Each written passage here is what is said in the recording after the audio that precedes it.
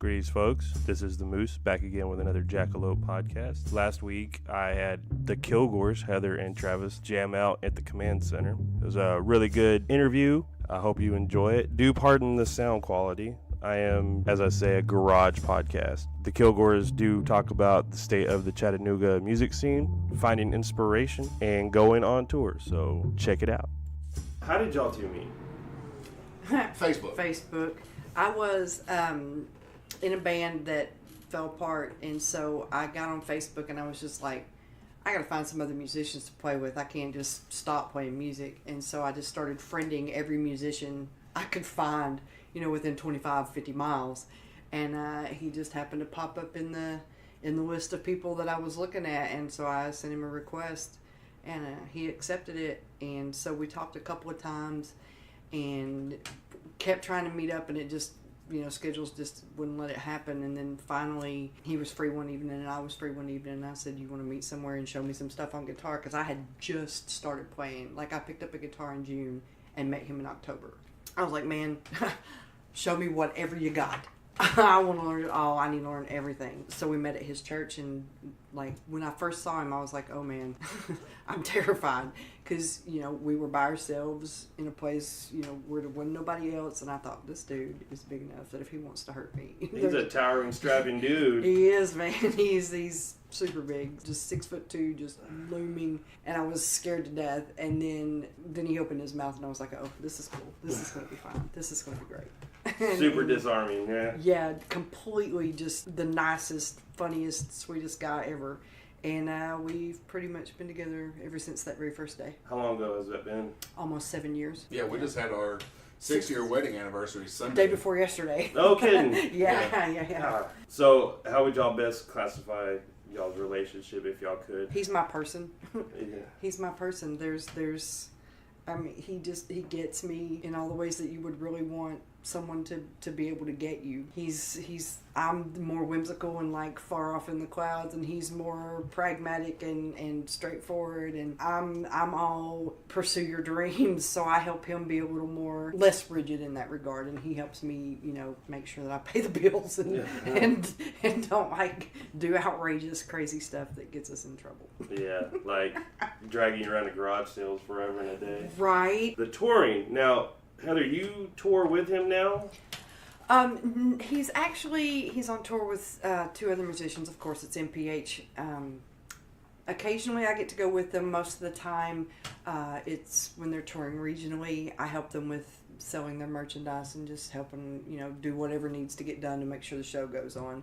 But when they go on the longer tours, like out to the West Coast, or like they're fixing to leave for Europe at the end of the week, I don't get to go on those because it's a little unwieldy as far as like finances and stuff. It's incredibly expensive to add another person to your that's an extra plane ticket, that's extra luggage. It becomes a nightmare. But anytime I can go, I do. So you're heading out to Paris Thursday, flying out of Atlanta. Wow. Atlanta to Newark, New Jersey to Charles de Gaulle. Now, have you been to Europe before? No, I have not. I've been overseas. I'm the least experienced touring musician in the band. Doug, my drummer, has toured the Southeast extensively with Uncle Lightning, and I think he did about a 10-year stint as the drummer for the Unsatisfied. So they did a lot of regional touring. Mark, of course, was in the Black Diamond Heavies years ago and toured the U.S. and in Europe with them. And then as a solo artist, he's toured and played all over the States and some in Europe too. They both got more time on the road than I do, but I spent 5 years in the Chattanooga Boys Choir when I was younger. And in the summer of '87, we did 7 days in New Zealand, 12 in Australia, and 2 in Hawaii. So I've still traveled farther. Oh, you got the mileage. Farther abroad, doing music, right, no less than anybody else in the band. But yeah, this will be my first time in Europe. So you hoping to catch many sights while you're out there? Or? Man, when you're out on the road, I mean, I can't speak for internationally yet. Yeah, I can. Hell, we were in Mexico last year. We got to do a little touristy stuff. You don't get to do a lot of sightseeing. By and large, it's more like you're in a city rather than hanging out. If you're real lucky, you've only got about a 2-hour drive ahead of you the next day. Right. You're not that lucky real often. 6, sometimes 8 is not uncommon. So you don't really have time. You know, you play the show. We're very fortunate we have a tour bus. Now, for those of you listening, it's nothing glamorous. It's a 1998 short bus that we bought on tour in New York State when our van died. We built storage and beds in it. So it's a tour bus. It's got beds we can sleep in it, but it doesn't have any air conditioning. It doesn't have any heat that you can run at night. No bathroom, no shower, any of that stuff. So It's rustic. That's one way of putting it. So Camping on wheels. You know, oh yeah, that's about it. We'll get to the venue, load in, set up and sound check, or load in, wait, set up and sound check. Then usually wait, get about to eat most of the time there at the venue, play the show, sell some merch, hang out, you know, grease palms, or press the flesh, I'd say. No, you're not bribing anybody, but shake hands, say hi to people, get to know people, sign some autographs if you're real lucky, load out, and then depending on how we feel and how far we've got to go, either go straight to a truck stop or a Walmart and sleep, or sometimes we'll drive 2-4 hours that night. Power on through it. Before we find a place to stop. Right. You know, and then catch a few hours of sleep and then get up the next morning. And I do all the driving. I'm the only one that likes it. Oh. So built for the road, right? Yeah, I'm the only one that likes it, and for 23 years I worked a first shift job, so even by rock and roll standards now, that I'm not getting up at 5 in the morning, I'm still an early riser. Right. Like if we go to bed at 4 o'clock, I'll be up at 8. Right, absolutely. You know? So I'll get up, step inside, use the restroom, maybe grab a biscuit for breakfast or something like that, and I'll go out and start the bus and drive, you know, 2-3 however more hours until the guys wake up or we get where we're going. Wash, rinse, repeat. You know, get where you're going, load in, sound check, play, load out, go to the next one. Now, this one's going to be repeat. Yeah, this one's going to be a little bit different in Europe because we actually have a driver for this one. So I don't have to handle all that. And I mean, there's so much history over there. I certainly hope we get, I think we've got at least one day off. I hope we get to see some of the sites. I mean, don't get me wrong, I'm sure it'll still be an amazing experience if it's just, you know, wash, rinse, repeat in France instead of the U.S. It'll still be badass. But, I mean, I think we're going to be a couple of hours at one point away from, like, Normandy.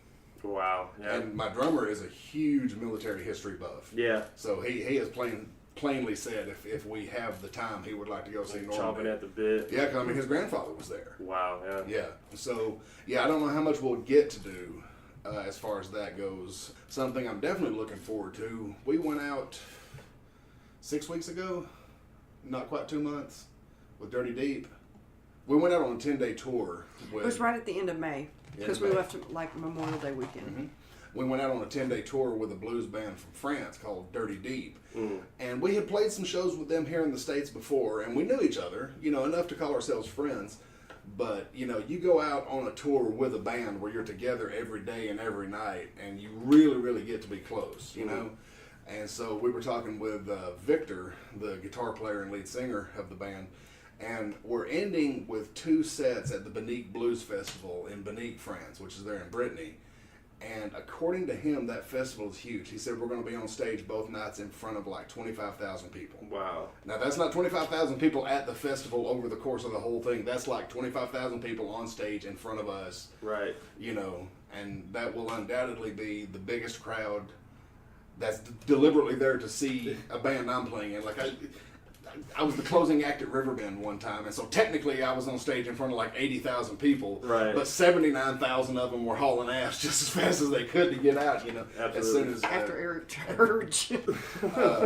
So yeah, I mean, maybe 1,000 stuck around for that, and I think we played for 1,500 in front of a crowd down in Mexico City, and that was mind-blowing. I mean, 1,500 people that are into it is an energy like I had never experienced, and so the prospect of being in front of, how many times will 1,500 go into 25? Like what, 2, 3?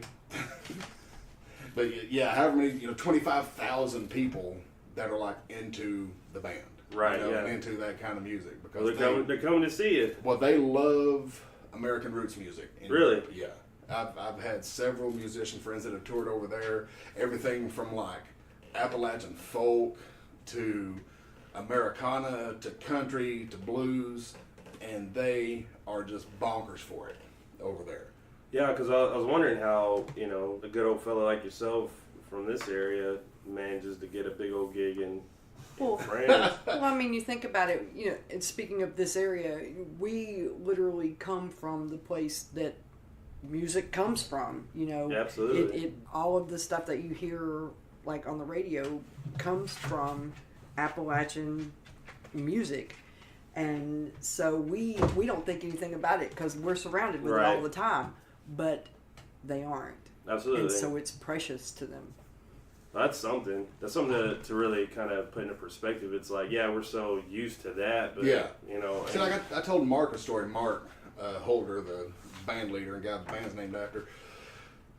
February of 1993, I went to Indiana with a friend just because they were going and asked if I wanted to go. They were going for a wedding reception. Sure, I've never been to Indiana. Why not? And we got up there to the wedding reception. Had a great time. The people were cool. A wonderful time visiting Indiana. But at the reception, I forget the guy's name, but they're like, you know, they had a DJ, but the host, the MC of the thing was like, and in addition to DJ Wax and Spin, we've got Billy Joe Bumblefart here, and he has performed as far away as Nashville, Tennessee. And the crowd was like, ooh. I mean, like, that was a big deal. Nashville? It wasn't an ironic ooh. It was a legit ooh. Like, ooh, this guy's played in Nashville. And I had been in the boys' choir by this point. I mean, hell, I performed at Governor Ned McWhorter's inauguration. I'm like, well, hell, I played in Nashville. So what? You know, that's no big deal. And the guy was good. He would sing with backing tracks. You know, he didn't have a band there, but he was good. He could sing. But I told Mark that story. I was like, Nashville, so what? You know, it's an hour and a half up the road. Big deal. And that's when he told me pretty much what Heather just said there. He says, it's not a big deal to us because we are from where music comes from. Right. You get away from places, you get away from Tennessee, you know, and it's a bigger deal because it didn't come from there. And so, you know, Heather's right. Pretty much all popular music on the radio can trace its roots to one of two places, Appalachia or the Mississippi Delta. And so it's all from the South. And Europe is pretty friggin' far removed from the place where it was born. So it's a big deal to them. Artists in general are accorded a different level of respect. Mark went to France 8-9 years ago as a solo artist, and he was there for 22 days. And while he was there, he had 6 shows booked over the course of the 22 days. And every time he would play a show, he would get done, and one or more venue owners would come up and say, hey, I want you to play my place tonight. I want you to play my place tomorrow. I want you to play my place the day after, like that. And he played pretty much every day he was there. Right. You know? And just only had 6 booked while he was there. And after 22 days, after expenses, food, flight, and all that stuff, he still came home with $6,000 in his pocket. Now, I'm not expecting this one to be that lucrative. I mean, due in no small part of the fact that we're only going to be there for a week. It's going to be different. I know enough people who have been there to know that you play venues in the U.S., and no joke, they want to jam you up over a damn $1.50 Diet Coke. You know? In Europe, apparently, you don't pay for squat. Right. You know, you get fed, you get all your drinks, you know, all that kind of stuff. Well, you're attracting people into their venue, their establishment to, you know, get something, you know, because it provides an experience, you know, more so than a jukebox or atmospheric music. And it does here in the States, too. It's just Americans are too boneheaded to realize it. Well, I think it's more that whole, people are more money-driven about things, and yeah, that could be it too. Because I mean, I know in France they have a program, and I'm sure I'm going to butcher some of the specifics of it. But I mean, our friends from France told us about it. I had heard about this, but they verified it when we were out on that 10-day run. You enroll in this program, and in the first year, you have to spend so many hours doing your art, music, painting, sculpture, whatever it is. And then the next year, the French government pays your bills. Wow. You get a monthly stipend to cover your food and rent and electricity and stuff like that, so you can spend that next year focusing on creating art. You kidding me? No, I'm serious as a damn heart attack. No, France don't look so bad now after we're done. Oh, we're actually angling to end up there. Really? Yeah, my bandmates have moved down to Clarksdale, Mississippi, which, you know, ain't that big a deal. They come pick me up. We go on tour here in the States. We got some things tying us here. My son's still in school and a couple other things. Just a handful of years from now, she and I will end up down there too. Because, I mean, being a blues band in Clarksdale, Mississippi, for those of you that don't know, I mean, Clarksdale, Mississippi is the home of the blues. Right. That's where the Mississippi Delta Blues Hall of Fame and Museum is. Wikipedia, look it up. You know, just the list of blues greats that were from there or came from there or came through there just goes on and on and on. You know, Robert Pretty much Johnson. anyone you've ever heard of, and a whole bunch of folks Right. who haven't. Yeah, Robert Johnson is said to have sold his soul to the devil at the crossroads Right there, there in 61 and Clarksdale. 49. Now, it wasn't there. It was actually in a cotton field about a mile away. Right. But nonetheless, he didn't sell his soul to the devil, but the crossroads in question isn't really at 61 and 49, but, you know, it happened in Clarksdale. Bessie Smith Smith died died in there. Clarksdale. John After Lee Hooker Clarksdale. lived there for a while. You know, Son House was from there. Friggin' Howlin' Wolf was from there. You know, just Yeah. you know, Pine Top Perkins. Pine Top Perkins was born there. But, They you know, got his house set up at the Shack Up Inn. He lot- moved his cabin lock, stock, and barrel. A lot of people don't realize it, but Ike Turner of Ike and Tina Turner fame, he was in a band called, was it the Rocket 88? No, what the hell was the name of the band? But Rocket 88 was the name of the song. I can't remember.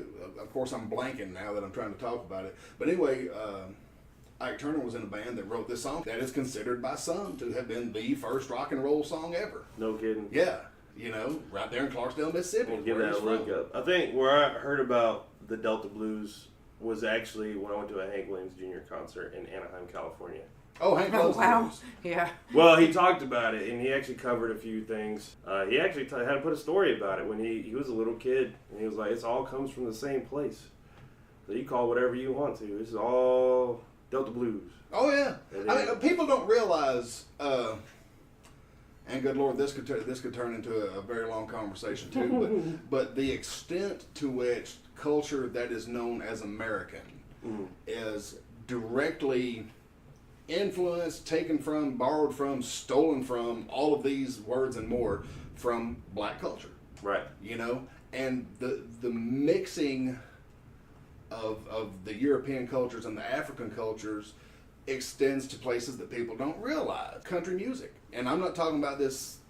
Stuff you hear on the Bleep this radio if you now. have to. This US 101 bullshit Okay. that they're calling for country nowadays, but like real country music. You know, the Carter family. Sure, You yeah. know, stuff like that was born from European folk music that was brought over by like Scots Irish settlers and stuff like that, and mingled with the musical influence of African slaves. Hell, even bluegrass, which is about as uptight and European as it gets. Still. The banjo is an African instrument. African instrument. People don't realize that, but it is. Yeah, you know? I took some.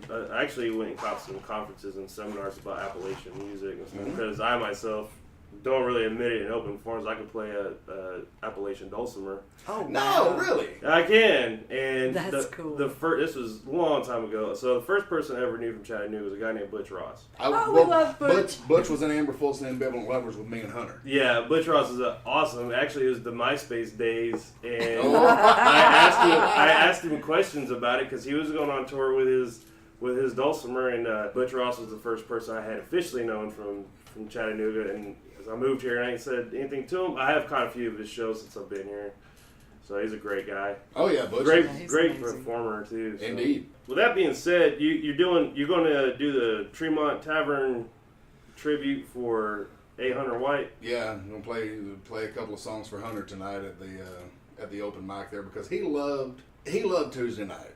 It was his favorite night to work. He loved Tremont in general. He loved his job, but he particularly loved Tuesday night because he was a musician Right. And all to of his his core. friends would be You there. know, and all of his friends would be there, and he'd be slinging beer and taking orders and taking people's foods and just smiling the whole time and cracking silly jokes as he would. And always hugging. Yeah. Oh God. He Yeah. always ready with a hug. And so, as special as Tremont was to him, and as special as he was to the staff and the regulars and the musicians, they're dedicating tonight's open mic to him. I didn't go into JJ's, but I think they did a service for him. Oh yeah, we were there. You were down there? Oh, Yeah. yeah. I saw the Sweating crowd with on the everybody else, That man. place was packed. It was. I saw elbow him to outside elbow, there. I was man. like, wow.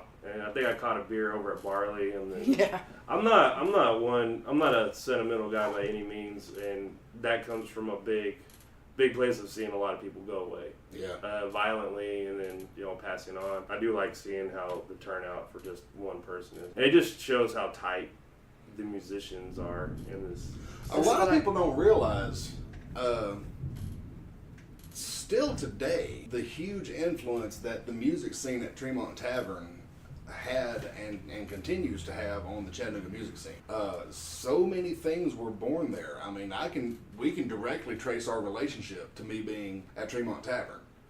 I got laid off from the factory job that I mentioned earlier that I hated, and finally had the time and energy to go to this open mic that my friend Megan Howard had been telling me about for 3 years.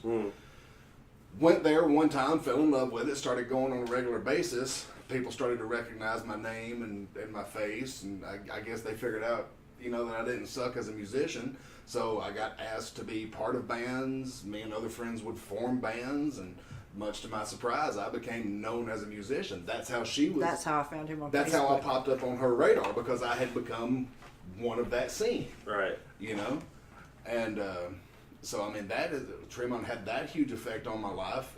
Again, the band I was in, Amber Fultz and the Ambivalent Lovers, with Hunter and Butch, and of course Amber Fultz and our friend Haley Graham.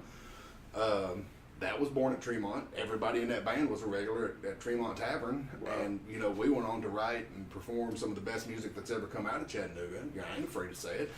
And then we also did... No, it's 100% true. We did big, dumb, audacious shit. Like, we did a Queen tribute show with a 20-voice choir and a 6-piece string section. Yeah. And the Dark Side of the Rainbow. Oh, yeah, we did Dark Side of the Rainbow, where you can sync up Dark Side of the Moon. Well, we did it live. We had the movie playing behind us while we played Dark Side of the Moon in its entirety.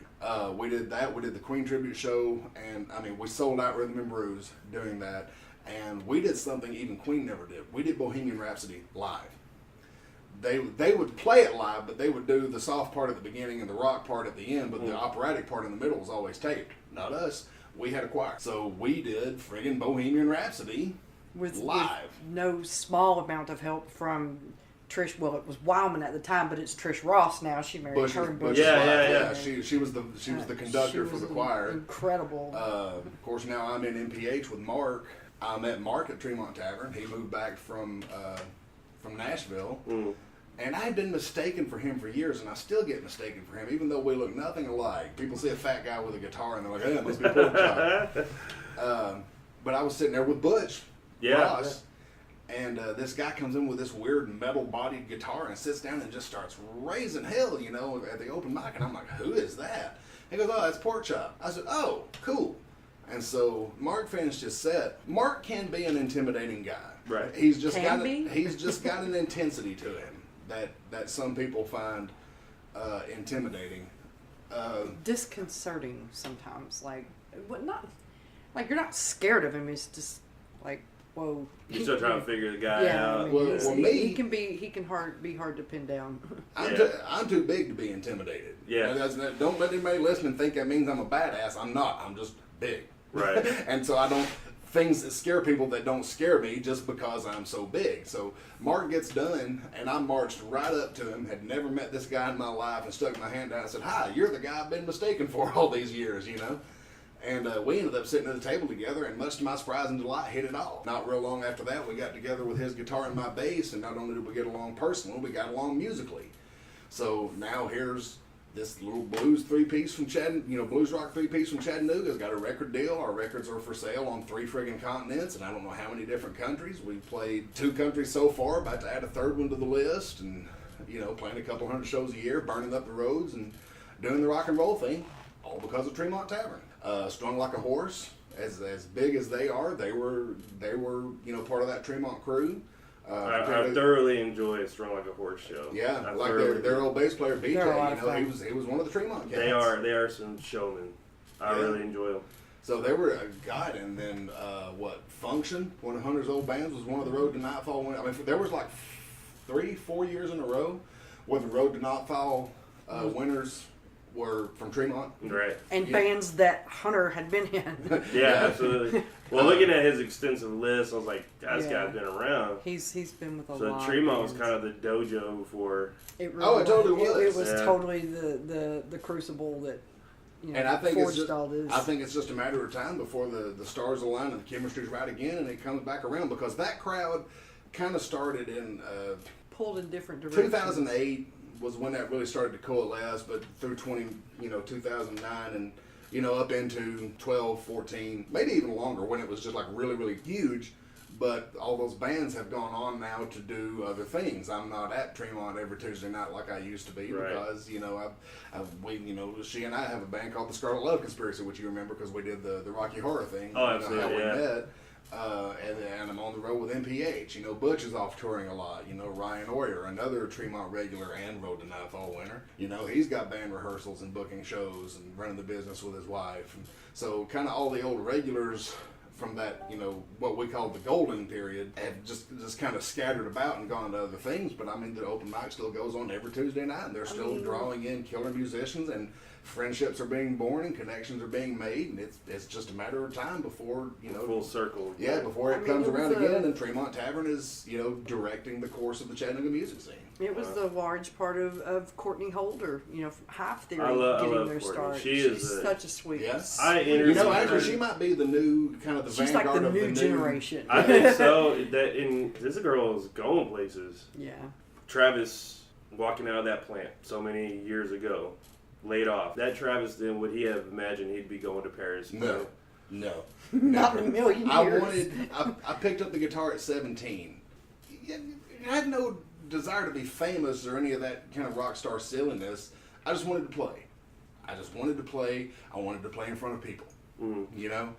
And from 17 to 35, it was in the living room with friends.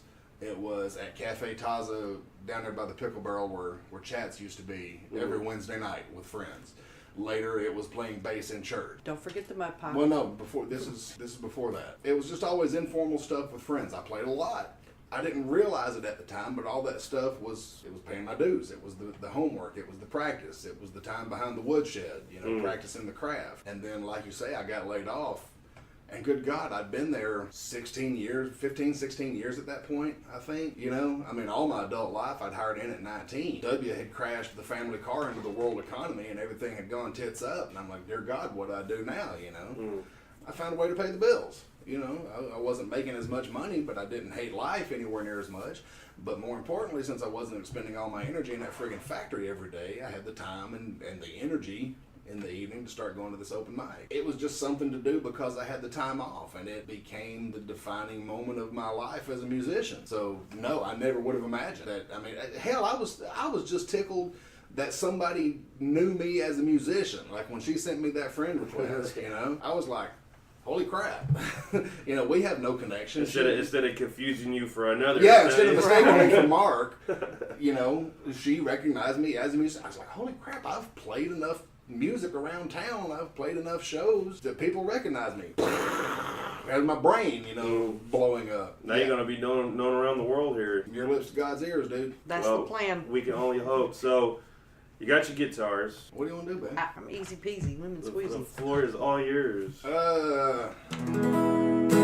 Check the tuning on this thing. What, man? What do you like? Yeah, this is a problem we run into. I know. We know 50 Go Squealing songs. But it's always, like I played a show one time at the office down there by City Cafe. And it was, she and I, we do an acoustic duo.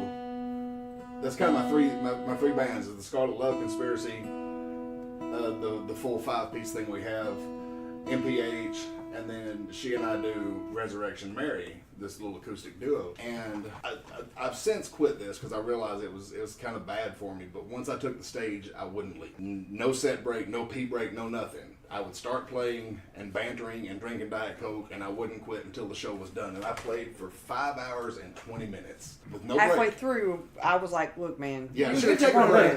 But it's fine. I don't Homie's expect gotta go. anybody else to do that. This was just my personal thing. And I played for 5 hours and 20 minutes, all from memory, and didn't repeat a single song. Nowhere near running out of material. Nowhere near it. So I know some number of songs, some number of songs followed by 3 digits. Like I don't even know, all of which is to say, when you give me a guitar and say, okay, play something, it's like, yeah. I was talking to an artist and doing a column for the Pulse, and it was like she was telling me when someone slides me a blank sheet of paper and they're like, okay, draw me something. And she's an artist. Yeah. That's that blank. Now, for me, I look at a blank sheet of paper and I'm like, I got you. I can do this all day because I can make up stuff. Like, if I don't know it, I'll make it up. Bad at memorizing, but good at making things up. So, but let's go with the atmosphere a little bit. It's raining, thunderstorm outside. Eli? Yeah, it's a great song. Okay. So, there's a band, she and I have, we've come together in the years since then, but we had wildly divergent musical interests. she's a big jam band, Grateful Dead, Bob Dylan, Neil Young, Widespread Floyd, Panic. all that jazz. My parents were like old school hippies. Where I'm an avowed metalhead. My son's named James after James Hetfield of Yeah. Metallica. Megadeth, Pantera, Right. all Typo that Negative. stuff. Typo Yeah, Negative. I'm That's just where like- I'm at. Like, I've recently kind of ventured out since I've been in Chattanooga. Oh yeah, and you know I still love metal, and she still loves the Grateful Dead and Widespread. She's actually got me turned on to them too. But probably the first band that we really bonded over together as a shared thing is this band called the Decemberists, and They're incredible. I could talk about They're just them. incredible. I mean, what else can you say about them? I could talk about them ad infinitum. Dear God, we could go on. Man, you want to do Eli, or you want to do Make You Better? I mean, Yeah, I might make you better. Okay. So we were going to do this really, really sad song called Eli the Barrel Boy, which was, that's it. The first Decemberist song that really made a fan out of me. And if you're listening to this, look up the song, Eli the Barrel Boy by the Decemberists. It's really sad, but it's so good Heart-rendingly sad. But and it's beautiful. Yeah, but it's really, really well executed. So, anyway, the Decemberists is this band that we love together, and we saw them April 10th of 2015 at the Tabernacle down in Atlanta, and it was the second best show of my life. Better than Black Sabbath with all the original members. I mean, Which I have seen when they all got back together. Ozfest 2000? Mhm. That's when I saw them. Where at? California. Okay, I saw them in Atlanta. Did you? Yeah. B minor. Oh yeah.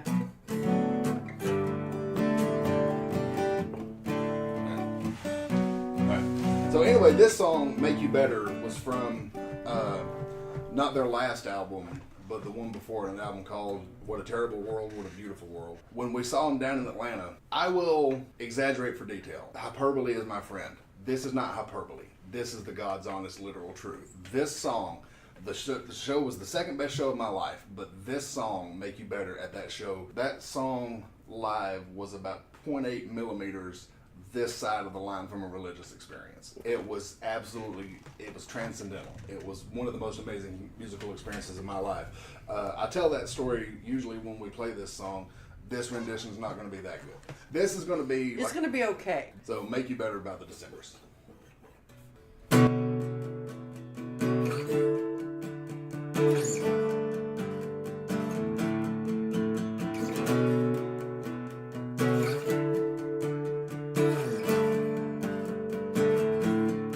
I love you, thin fingers. I wanted you, thin fingernails. And when you broke sideways, I wanted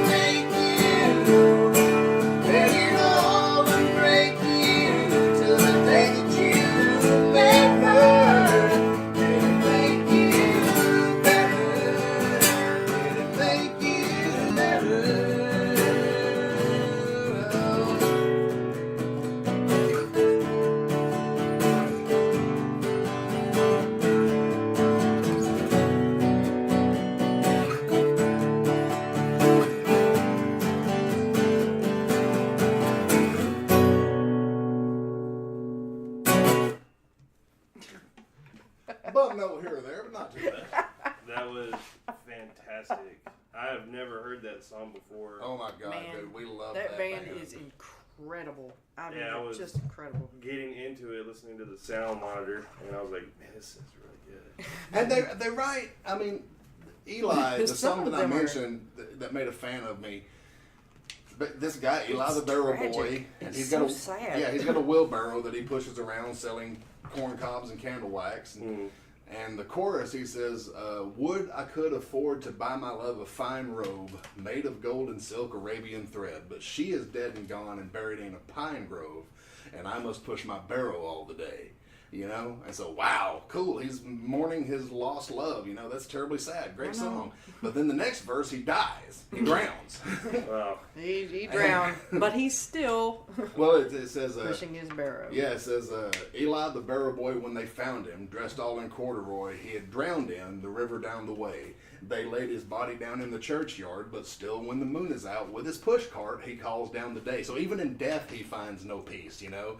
Would I could afford to buy my love a fine gown made of gold and silk Arabian thread, but I am dead and gone and lying in the church ground, and still I push my barrow all the day. I mean, dear God, dude, you know. And a lot of the so songs sad. tell stories like that. You man, know? they got a whole album it's literally every song is the continuation of this story about this dude. I really like albums like that. Oh my God! Look up "The Hazards of Love." Thank me later. Yeah, I'll do that It's tonight. incredible. Because that's also at the heart of a lot of the folksy music. Well, Just telling they that are story. broadly classified as folk rock, kind of indie folk. You know, some of some of it's metal. You're right. Just straight up, you know. But then some of it's this. Like I'm not going to that- play the song having talked about it, but like Eli is about as folky as it gets, you know.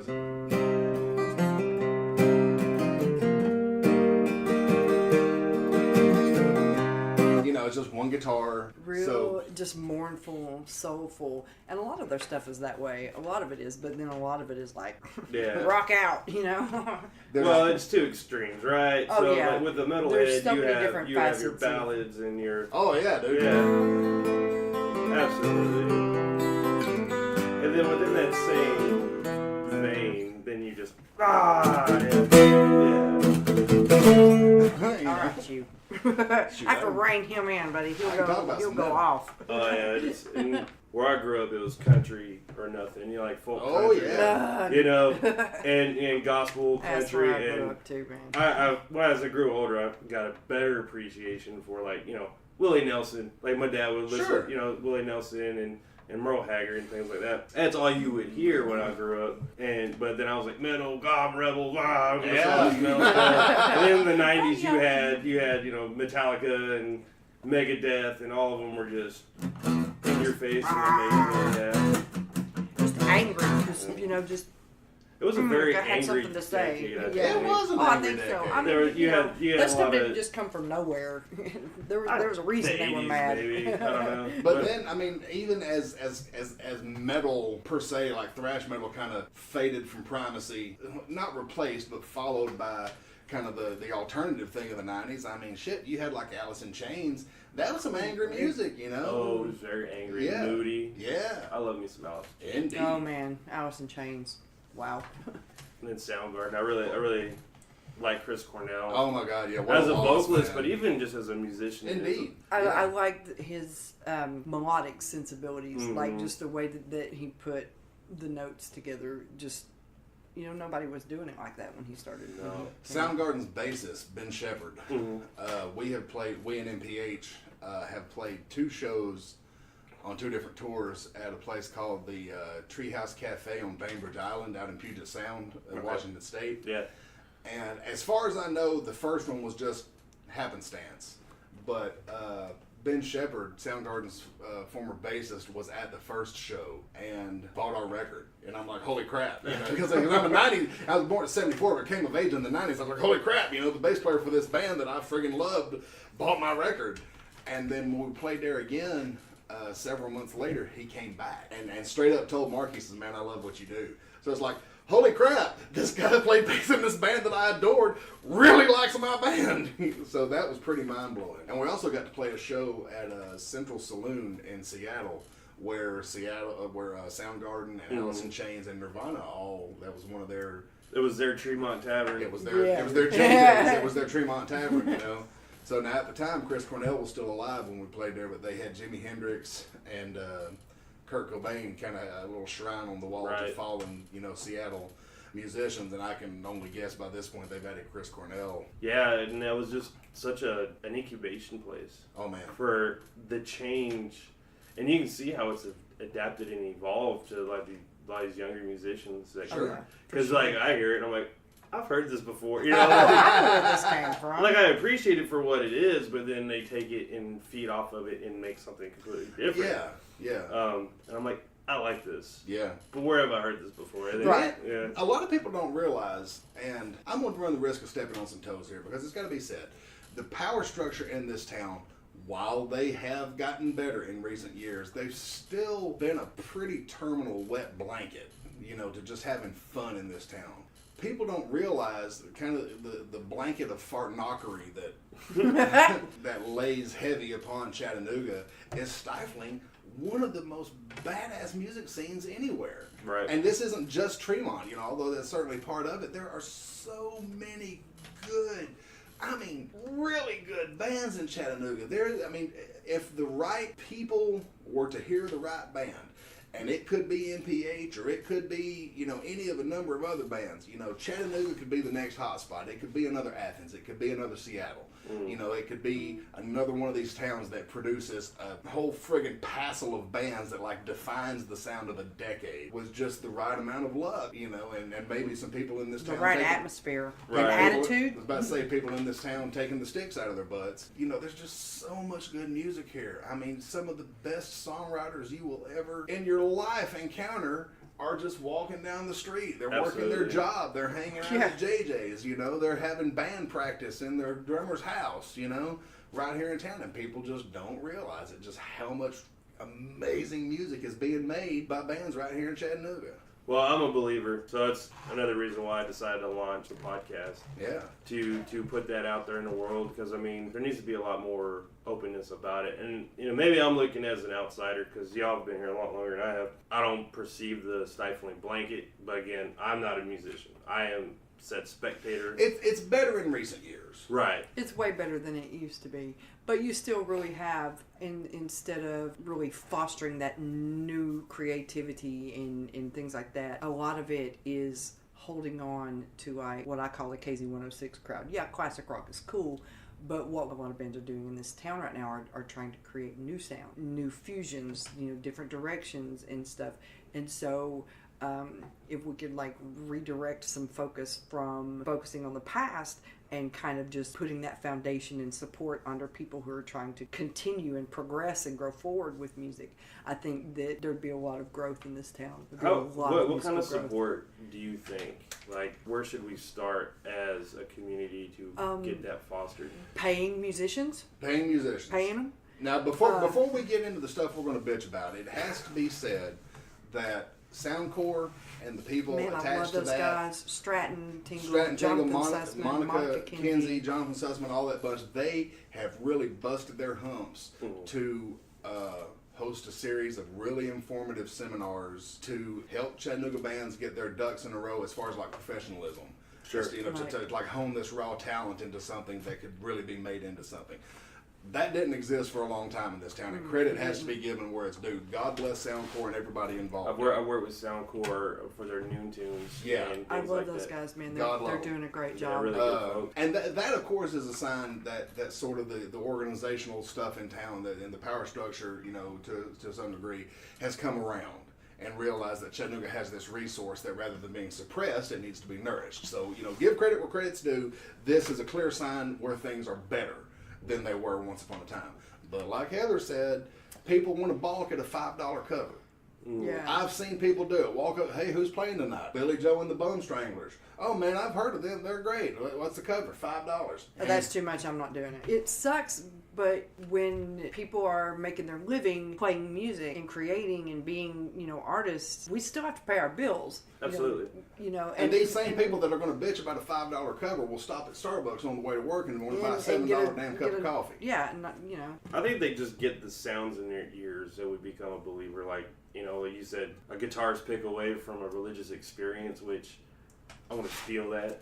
Oh, yeah, you have at it. But, Chattanooga bands aren't getting radio airplay because, the radio stations have bills to pay. They, they need to play the song that people hear. But, if somebody wants to go out on the town, if they're going to balk at a $5 cover, how many chances are they missing to have that experience? You're missing a lot. To walk in, to be there at JJ's when that band, whoever that band is, plays that song, and all of your senses just light up like a Roman candle, and you're like, holy crap, I didn't know that was here, and if people won't get up off that damn wallet, they'll go to Nightfall because it's free. Yeah, a lot of people in this town are promosexuals. They'll go to them free shows, Nightfalls eat up. They could have the Bulgarian butt trumpet choir where people literally bend over and stick their butts in front of microphones and fart music. We got that here. That would be kind of awesome, but even if it was terrible, they would go because it's free. Rather than spending $5 or God forbid $7 or Jesus $10, to go see a band, and that money that they're paying to get in, you got to understand, to be good enough. I'm not even talking about touring bands, but to be good enough to be playing shows in Chattanooga, you have to have invested thousands of hours of your life and dollars learning. Even. And and that's not even getting into gear lessons, and strings. All of that. Let me back up and be clear. We're not saying cheapskates or whatever. We realize things are tough all over. It really is. Yeah, this is not directed at the people that are legit having a hard time keeping the lights on. This is the people that will buy that damn drink at Starbucks. We're just saying, the more we spread it around and share it with each other, the more everyone is elevated. Yes, we understand you have bills to pay, and that's cool. We do too. If I've got $5 and you need 3 of them, cool. We'll work it out. Yeah, that support by going out and just putting the meat in the seat. I like the experience of it. So you can pay the money for how much is a theater ticket now to go watch a movie? It's hell, if you're not on matinee, it's $7. Yeah. That's if you go on Tuesday when it's cheap and have the Regal Rewards Club or what Conrad Rewards Club, whatever the crap it is. If you're going to go in the evening to see a movie, it's what? It's like $13, I want to say. To see a movie that you're going to see one time. But if you'll go pay $5, $7, $10, whatever to see a band, you just might discover a new love affair. How many bands, have just blown you away and become like an integral part?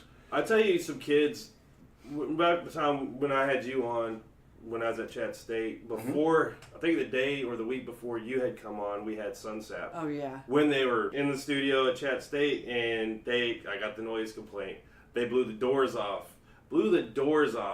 the studio, and the sound quality wasn't good because we weren't set up for it. I was like, these guys, wow. Yeah. Wow. Now, they're at Riverbend.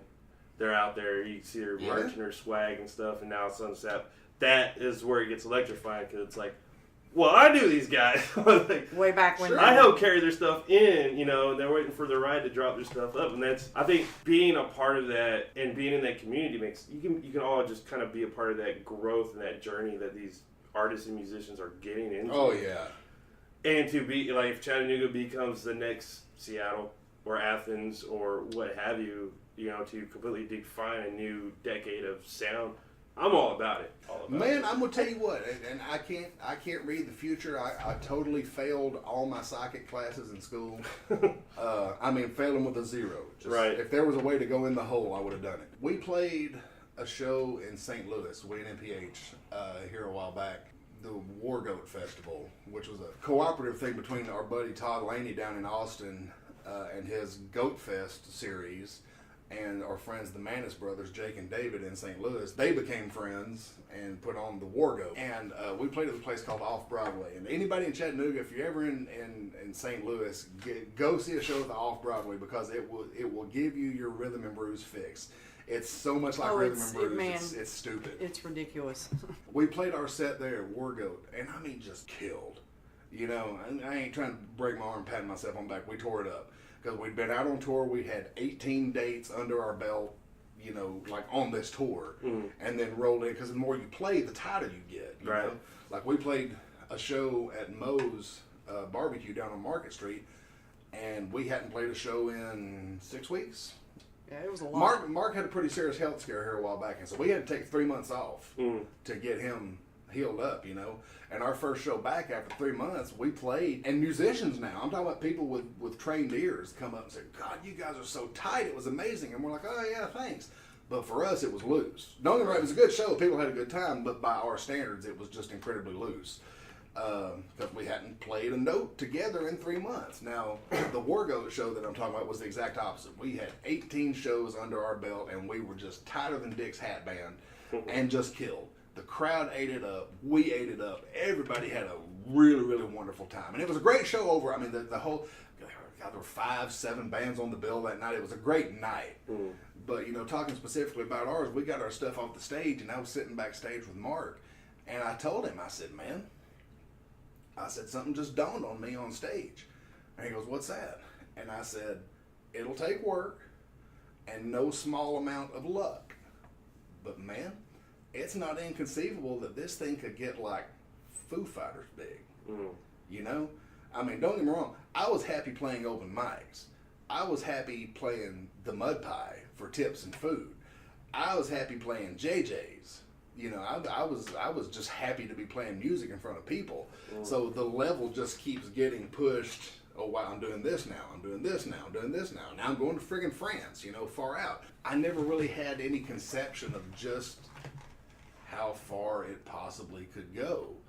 And, I mean, we were up there playing, and the crowd was just absolutely going bonkers. And that's what I told Mark. I said, man, the right people hear us. There's the luck. But we keep doing the work. You know, I never really thought about how far it could go, but it dawns on me that, man, it's not inconceivable. You know, with the internet the way it is, the days of a band getting as big as Metallica, I think, are pretty much gone. You know, nobody's going to be Led Zeppelin. Nobody's going to be Metallica. But, I mean, the Foo Fighters are still huge, and they came of age in that internet era. So, I mean, who knows? I don't know what it'll do, but I know what it can do, maybe. All right, folks. So let's tie this one up. What do you have to send us off with for today? You want to play an original? Yes, I do. Yeah, original be amazing. There's a songwriter here in Chattanooga, and he is as good as anybody you will ever hear. And completely unassuming. And I would stand on Bob Dylan's dinner table and say so, provided that it was a pretty sturdy table. A guy named Kyle McKillop. He is one of the best songwriters you will ever hear in your friggin' life. He and his lovely wife, Robin, both play, both sing, and harmonize together beautifully. God, Kyle, he's quite a bit younger than me. I think he might be in his early 30s now, maybe. But he writes songs like this 55-year-old dude that has just been through some shit, you know? 10 miles of hard road. Yeah. An old soul. Huh? Yes. Oh, yeah. I mean, like absolutely. He's got this one song, I never did learn it, but it's actually one of my favorites of his, where this guy had been in jail and broke out. He and his buddy broke out, you know, because he wanted to go be with his woman, and then the buddy and the woman got together, and he killed them both. Ooh. I mean, it's a great song. It's friggin' awesome. That sounds like Back Home. Oh, man. But he wrote this song. Not that. This is not that song. This is probably my second favorite of his. He used to be a regular at Tremont Tavern. He's gone on to other things now, gotten married and doing all that stuff. I learned this song actually jamming with him on the sidewalk out in front of Tremont Tavern probably back in 2009. And then I had an acoustic act, and we started playing it with his blessing, you know, out at shows. Years later, you know, me and Heather get together, and we formed the Scarlet Love Conspiracy. And I texted Kyle, and I was like, man, would you mind if the Scarlet Love Conspiracy gave this song, you know, the treatment? And he goes, yeah, man, as a matter of fact, he goes, maybe you could write a bridge for it. And I said, what are you talking about? He goes, the song needs a bridge, and I suck at bridges. Now, Kyle is like the best songwriter I know, so he don't suck at anything, but the man said he wanted a bridge, so I'm going to give him a bridge. So we got together and wrote a bridge to go with it, and he dug it. I'm like, my favorite songwriter likes this addition to his song that I didn't think needed a damn thing. So anyway, the song is called Well Whiskey.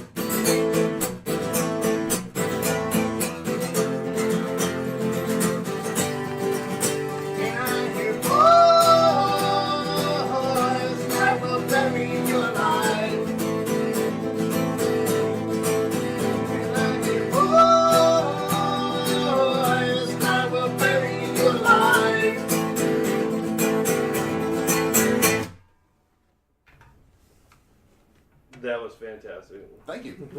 Y'all can play my living room anytime. Man, don't wear out our welcome, but hell, every sixth or eighth guest or whatever, you know. Hell. Oh, y'all would definitely Just be whenever you have reoccurring. Yeah, give us a call, man. I'll give y'all a call. I'll reach out to you on Facebook. I'm definitely going to have you back when you return from Paris, whenever you get a chance to decompress. That's going to be a minute because we're flying back. Our last show is on the 28th. We got to drive like 5 hours to Paris, get about 3 or 4 hours of sleep, then hop a flight and come back home on, I guess that'll be the 29th, 29th or 30th. 29th or 30th, I'll get home and we hit the road again on the 8th. Okay. So, And our band has a show we have in a show between that. at Jayhawk Fest on the 4th. So like 4 or 5 days after I get home, play a show with the Scarlet Love Conspiracy. And then the 8th, we hit the road again. We're going up into the Northeast and doing about a half a dozen shows. And then we're going over to St. Louis to play the Whiskey War Festival. And then ending up in Laurel, Mississippi. Or some so place like that. Yeah, we're going to be... And then after that, we're hardcore working on We've got a special show that we don't want to talk too much about on October the 27th at JJ's. But those of you who have been our friends since the beginning, you know what's going on. And then the day after Thanksgiving, we have another huge show at JJ's that is going to fill a certain void in your life. But we don't really want to say too much because, you know, there's the element of surprise. So, yeah, it's going to be pretty busy for the rest of the year. Yeah, we're Sounds pretty like swamped it. Well, until Thanksgiving. Because when I'm not on the road playing music, I like to be at home playing music. Yeah. There's Well, no when time I get when a Travis chance to doesn't play. catch y'all, absolutely. Best of luck with the show tonight over at Tremont. It's going to be great. It's going to be, emotions will probably be pretty high, but it's all going to be, you know, love and encouragement and just celebrating. It's going to be good. I'm excited. I can't wait to see our friends. And yeah, I'll holler at you when you get near the county. When you're at least back stateside. Back stateside and maybe before the local shows you got going on. Indeed. All right. We'll be Thank you here. very much. Thanks, man. And that was Heather and Travis Kilgore, two wonderful, salt of the earth people. I can never stop saying only the best things for those two. They are amazing to hang out with, to listen to. So when they get back around to our neck of the woods, definitely go out and check a show. Special shout out to SoundCorps. These guys are making things happen for local musicians in the realm of the music industry. They're putting some shows out for everybody and giving, by the words of the musicians themselves, they're really giving them a shot out there. So if you are a lover of local music and a supporter, tell your friends, tell your wife, tell your kids. Get out there and see them shows, man. Pay that cover charge. You know, Chattanooga can easily become this Seattle to create this whole new epic decade of music that's well on the way. Especially if you hear a lot of the younger groups coming up. And that concludes this episode of the Jackalope. Rate and review the show wherever you find it. If you have a story, you're a musician, you're an artist, and want to get your voice out, hit us up. We're always looking forward to it. Until next time, we'll see you around town.